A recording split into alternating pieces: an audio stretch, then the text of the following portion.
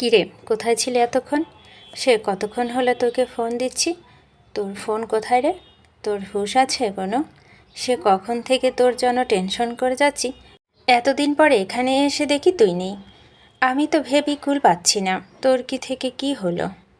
আসিফ হলো তিথিকার সেই কাকিমা তথা আমিনার একমাত্র ছেলে, যার সাথে বিয়ে দিয়ে তিথিকাকে বৌমা করতেই আমিনার এত সব তোড়জোড়। তবে এই বিয়ের পরিকল্পনা নিয়ে আসিফ কিংবা তিথিকার কেউ কিছু জানে না। তাদের কথোপকথন হতে সব কিছুই হয় ভাই বোনের মতো। আসিফ তিথিকার চেয়ে বয়সে যথেষ্ট বড়, শহরে এক প্রান্তে মোটামুটি এক বড় কর্পোরেট কোম্পানিতে চাকরি করে। মাস শেষে যা পায় তা পরিমাণে খুব বেশি না হলেও ছেলেটার অনেক চমৎকার ব্যক্তিত্ব হয়। এই পুরো টাকাটাই সে নির্দ্বিধায় তার বাড়ির মানুষগুলোর জন্য খরচ করে। আর এখন তার দায়িত্বর মাঝে তিতিক্ষা অন্তর্ভুক্ত হলো। তিতিক্ষা খেয়াল করে দেখল তার আসিফ ভাই বাড়িওয়ালার সাথে হাসি খুশি মনে কথা বলছিল। বাড়িওয়ালাকে এমন হাসি খুশি দেখে সে কিছুটা অবাক হয়। গত কটা মাসে বাড়ি ভাড়া টাকা না দেওয়া বাড়িওয়ালা তার দিকে ঠিকমতো মুখ ফিরে তাকায় না, অথচ এখন তাকে তার সামনে দেখে কেমন খুশি মনে হাসছে। তবে সে এসবের তোয়াক্কা না করে সরাসরি আসিফের উদ্দেশ্যে কিছুটা বিস্ময়ের সাথে বলে, আসিফ ভাই, তুমি এখানে কিভাবে এলে? তার কথা শুনে আসিফ এতক্ষণে কিছু বলতে চায়, কিন্তু কি যেন ভেবে পরক্ষণে বলে, আচ্ছা এসব না হয় পরে কথা হবে, আগে তোর ঘরে নিয়ে চল, কথা আছে তোর সাথে। তিথিকাও তার কথা মতো তাকে নিয়ে উপরে নিয়ে যেতে চায়। সেও যেন বুঝতে পেরেছে আসিফ কোনো তার কথাটা এড়িয়ে গেল। বাড়িওয়ালা তার সম্পর্কে সঠিকভাবে কিছুই জানে না। সে যে এক পলাতক ব্যক্তির না এই শহরে, তা বাড়িওয়ালা জানলে হয়তো অনেক কিছুই মনে করে বসবে। তবে আসিফকে নিয়ে দোতলায় যাবার পথেই তার আচমকা মনে পড়ল রিকশাওয়ালাকে টাকা দেওয়া হয়নি। সে দ্রুত আসিফের উদ্দেশ্যে বলল, ভাই, তোমার কাছে 40টা টাকা হবে, রিকশালা মামাকে দিতে হবে, উনি গেটের বাইরে দাঁড়িয়ে, আমি ভুলে গিয়েছিলাম প্রায়, আমি না হয় ঘরে গিয়ে বাকি টাকা। ধুর পাগলি, তোকে কোনো টাকা দিতে হবে না। আর হ্যাঁ, টাকা কেন থাকবে না, এই নে। আচ্ছা তুই থাক, আমি গিয়ে দিয়ে আসছি। এই বলে আসিফ সিঁড়ি বেয়ে নিচে নামতে লাগলেন। তিথিকা দ্রুত তাকে বাধা দিয়ে ব্যাগ থেকে ঘরের চাবিটা বের করে আসিফের হাতে ধরে দিয়ে বলে, জার্নি করে এসেছো, তোমাকে আর নিচে যেতে হবে না, চাবিটা না, ঘরে গিয়ে চুপচাপ করে বসো, আমি গিয়ে রিক্সা ভাড়াটা দিয়ে আসছি। তার কথা শুনে আসিফ আর জোর না করে তাকে টাকাটা দেয়। আর অমনি তাড়াহুড়ো করে নিচে নামতে গিয়ে তিতিক্ষা যেন মাথা ঝিমঝিম করে উঠে এবং তৎক্ষণাৎ সে সিঁড়ি থেকে পড়ে যেতে নিল। অমনি পেছন থেকে আসিফ শক্ত হাতে তাকে ধরে সামলায় এবং কিছুটা অবাক স্বরে বলে, কিরে, আসতে যাবি তো? এক্ষুনি তো পড়ে যেতে নিয়েছিলি। তিতিক্ষা নিমিষে অপ্রস্তুত হয়ে পড়ল, নিজেকে যথাসাধ্য সামলে নিয়ে নিচে নামতে শুরু করে। তবে এরই মাঝে এই সন্ধ্যা আচমকা নিচে বাড়িওয়ালার সে বকাটে ছেলে সামনাসামনি হতে হয় তাকে। ছেলেটা সিগারেটের ধোঁয়া তুলতে তুলতে তার বাসার দিকে যাচ্ছে, আর অমনি মাঝ রাস্তায় এসে তিথিকা তার সামনে পড়ে। সিগারেটের ধোঁয়া আর ছেলেটি অদ্ভুত গা ছমছমে অভিব্যক্তিতে নিমিষে তিথিকার ভেতরটা কেঁপে ওঠে। যদিও ছেলেটা শুধু তার দিকে একবার মুখ তুলে তাকে বিশ্রী দৃষ্টিতে তাকিয়ে সামান্য হেসে নিজের ঘরের ভিতর ঢুকে পড়ে। অবশ্যই হাসি আর চাউনিতে তিথিকার গলা শুকিয়ে গিয়েছে। সে সর্বক্ষণ চেষ্টা করে অন্তত এই লোকটার সামনে যেন তাকে না পড়তে হয়, তবুও তার অবাগা কপালে এই লোকটির সাথে কোনো না কোনোভাবে দেখা হয়ে যায়। তিথিকা আর এসব নিয়ে বেশি ভাবতে চায় না। দ্রুত টাকাটা রিকশাওয়ালাকে দিয়ে সে দ্রুত দোতলায় চলে আসে। চাকরিটা সত্যি সত্যি কপালে থাকলে সে মরে গেল আর এই বাড়িতে থাকবে না। বাড়িওয়ালাকে সব টাকা শোধ করে দিয়ে যত দ্রুত সম্ভব এ বাড়ি থেকে চলে যাবে। ছোট্ট ঘরে এক কোণায় অত্যাধিক পরিমাণে শাকসবজি মশলা বাজারের ব্যাগ জড়সড় করে রাখা। আসিফ এখানে আসার পূর্বেই তার মায়ের কথা মতো সব কিছুই কিনে এনেছে তিথিকার জন্য। তিথিকার খোঁজ বাকিদের মতো সেও জানতো না। তবে গতকাল রাতে হুট করে তার মা তাকে তার খোঁজসহ কিছু টাকা পাঠিয়ে দেয়। তখন সে অত্যাধিক পরিমাণে বিস্মিত হলেও শেষমেশ তিতিক্ষার খোঁজে তার বাড়ি অবধি চলে আসে। কিন্তু এখানে এসে এই ছোট ঘরের হাল দেখে সে বেশ অবাক হয়। তারা এখন সব হারিয়ে পূর্বের তুলনায় নিম্নবিত্তের আওতায় চলে এলে। তাদের পরিবারে কেউ কখনোই এমন পরিবেশে এমন জায়গায় থাকেনি, অথচ তালুকদার বাড়ির মেয়ে আজ এই অবস্থা দেখে সে বেশ আশ্চর্য হয়। আসিফ তিতিক্ষার ভাঙাচোরা বিছানার একপাশে চুপচাপ বসে আছে। তিতিক্ষা তার জন্য আনা চাল ডাল থেকে অতি দ্রুত রান্না বসিয়ে দিয়েছে। তিতিক্ষাকে এখানে দেখে আসিফের যেমন বিস্মিত, তেমনি আসিফকে এখানে আসাটা যেন তিতিক্ষার কাছে বেশ অবাক করার মতো।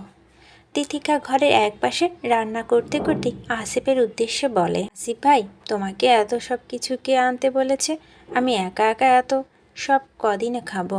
ও কথা শুনে আসিফ চারপাশে ভাঙাচোরা দেওয়াল হতে নজর সরিয়ে সরাসরি তিতিক্ষার দিকে ফিরে তাকায়। কিছুটা নিষ্প্রিয় বলে উঠে, এত কিছু কোথায়, অল্পই তো নিয়ে এলাম। আর হ্যাঁ শোন, তোর এখানে যে ফ্রিজ নেই তা মা বলেছিল, তাই কিছু মাছ আর মাংস তোর বাড়িওয়ালাকে বলে তাদের ফ্রিজে রেখে এসেছি, মনে করে নিয়ে এসে রান্না করে খাস। আসিফের কথায় শুনে তিতিক্ষা যেন ভূত দেখা নেয় চমকে উঠল। সে দ্রুত চুলোর কাছ থেকে সরে এসে আসিফের কাছে এসে বলে, এটা তুমি কি করেছ? তিতিক্ষা এমন অভিব্যক্তিতে আসিফ কিছুটা ভরকে গিয়ে বলে, কেন রে, কি করলাম আবার? তুমি জানো ওনারা ভাড়াটিয়াদের জিনিসপাতি না বলে খেয়ে নেয়, এজন্য কারো প্রয়োজন পড়লো তাদের বাড়ি ফ্রিজে কিছু রেখে আসে না। তিথিকা এহেন কথা শুনে আসিফের মুখে বিকৃতি যেন বিগড়ে যায়। কপাল কুঁচকে আশ্চর্যের স্বরে বলে, বলিস কি রে, এ কেমন লোকজন রে বাবা? আর দুনিয়াতে এত বাড়ি ঘর থাকতে এমন অদ্ভুত বাড়িতে থাকিস বা কেন? তো কি করব? তার উপায় কি? উপায় কি মানে? আচ্ছা শোন, তোর বাড়ি ভাড়া হয়তো বাকি ছিল, বাড়িওয়ালার কাছে যেতে বকেয়া টাকা চেয়ে বসেছিল, তাই আমি ওটা দিয়ে এসেছি। আসিফ এই কথা শুনে তিতিক্ষা যেন কিছুটা বিরক্তই হলো। সে বিরক্তির স্বরে আসিফের উদ্দেশ্যে আওড়ালো, তোমাকে এসব কে করতে বলেছে? আর তোমাকে এখানে আসতে বা বলেছে কে শুনি? নিশ্চয়ই কাকিমা বলেছে, তাই না? তো আর কে বলবে? গতকাল মা কিছু না বললো আমি তো কিছু জানতেই পারতাম না। দেখেছ তোমার মাটা কেমন? কাল কতবার ফোন করলাম অথচ ধরল না, আর এদিকে ছেলেকে পাঠিয়ে দিয়ে এত সব বাজার সদাই নিয়ে আসতে। আচ্ছা হয়েছে, আর মেজাজ দেখাতে হবে না। এখন আমাকে এটা বল, এসবের মানে কি? পুরো গ্রাম মহল্লা ছড়াছড়ি তালুকদার বাড়ির মেয়ে বাড়ি থেকে পালিয়ে গিয়েছে। এখন তো এমনও খবর বের হচ্ছে যে তুই নাকি কোথাকার ছেলের সাথে পালিয়ে চলে গিয়েছিস। এ নিয়ে সবাই কত ছি কাণ্ড। অথচ কাল রাতে আচমকা মা ফোন করে বলল তুই নাকি এখানে আছিস। মা যে তোর খোঁজ জানে, এতেই তো আমি আশ্চর্য হয়েছি। আবার বলেছে তোর বিষয় যেন কাউকে কিছু না বলি। আচ্ছা আমাকে খুলে বলতো এসবের মানেটা কি? আসিফের কথা তিতিকার কপালে চিন্তার ভাঁজ পড়ে। তার মানে যে গ্রামে এমন মিথ্যা অপবাদ ছড়েছে, এই ভাবতেই তার মনটা বিষিয়ে যাচ্ছে। তবে সে নিজেকে ধীর রেখে একে একে সব কিছু আসিফকে বলতে শুরু করে। আসিফের সব কিছু শুনে প্রচণ্ড অবাক হয়। তার মাই যে এত সব কিছু করেছে তার নিতান্তই আশ্চর্য বিষয়। আবার তিতিক্ষার পড়াশোনার জন্য এত কিছু করাতে মায়ের প্রতি তার একটা বিশেষ ভালো লাগাও কাজ করছে। কিন্তু এরই মধ্যে আবার তার কিছু বিষয় মাথায় এলো। সে কিছু একটা ভেবে নিয়ে তিতিক্ষার উদ্দেশ্যে বলেন, হ্যাঁ রে তিতিক্ষা, তুই কেন এত কষ্ট করছিস বলতো? কাকুর তো জমি জমা কম ছিল না, এখনও যা আছে তার সবটা তো তোর। তাহলে এগুলো কাজে লাগাবে তো হয়। বাবা কাকাদের কাছে থেকে জমি জমা বুঝে নিলেই হয় না? আসিফের কথা শুনে তিতিক্ষা কপাল খানিকটা কুঁচকে যায়। সে কিছুটা ভাবুকের স্বরে বলে, বাবা কিসের জমি জমার কথা বলছো? আমি তো জানি বাবা কাকাদের সব কিছু মহামারী আর নদী ভাঙনে শেষ হয়ে গিয়েছে। তাহলে? আরে কি বলিস এসব? তুই তো দেখেই কিছুই জানিস না। আমাদের দাদা ভাইদের অনেকটা জমি অনেকটা জমি বিক্রি করে অনেক আগেই কাকা শহরের দিকে কিছু জমি জমা করে রেখেছিল। এই নিয়ে দাদা ভাই আর কাকাদের মাঝে কিছুদিন দ্বন্দ্ব হয়েছিল। যদিও আমি এসব খুব বেশি জানি না, কারণ তুই তো জানিস এত বড় হওয়ার পরও বাবা কাকারা এসব বিষয় আমাদের হস্তক্ষেপ পছন্দ করে না। সেখানে আমিও কখনো তাদের এসব বিষয় নিয়ে মাথা ঘামাই না। কিন্তু এইটুকু জানি, কিছু ভেজাল থাকলে কাকুর অনেকটা সম্পত্তি তোর পাওয়ার কথা।